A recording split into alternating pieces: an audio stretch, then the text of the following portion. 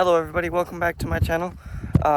Sorry, it's been a little while since I put out an update. I've been pretty busy, plus the wind hasn't been very conducive. So yeah, that's kind of mostly actually why I haven't made a video, because it's just been way too windy and you can't hardly hear what I'm saying. Anyway, let's get into the video. Okay, first off, here are my 21-25 Wallaces. Both of them are looking pretty decent now.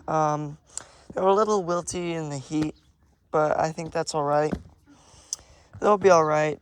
I'm trying to get them to grow as fast as possible, so I'm wondering if full sun exposure will help them photosynthesize more and maybe stretch out a little more. Anyway, here, the one on the right is definitely the keeper. This one's just a backup. I'm going to leave it for a while, but I'm for sure set on this one if nothing happens. Anyway, you got secondaries starting to come off the side, and probably a 2-foot main vine right now. Enormous leaves, and I'm very happy with that. Very good leaves. Yeah, they just wanted to give you a closer look here. Nice, beautiful, dark green leaves. Very healthy, nice and shiny.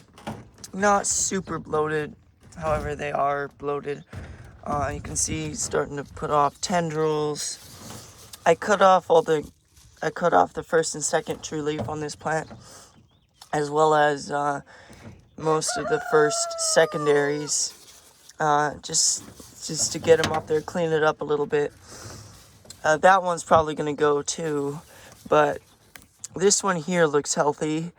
I think that one will grow, and I'll keep that. All the secondaries from there on will probably take off, but I've noticed that always the first few secondaries just don't ever take off, or at least they take forever to. A look at the other plant, won't be a super detailed one. Decent plant, not a bad plant at all, just not as far along as that one. Decent secondary growth on it, whatever, nice color, it's just a slower plant. And that's why this one is the chosen one. That is the backup that is no longer even viable as a backup, so I'm probably either going to give it away or just stick it in the ground with the rest of the regular pumpkins I'll be growing this year. These are my 1673 shortways. Something I just wanted to add. Me and all my infinite wisdom put the chicken wire on the north side.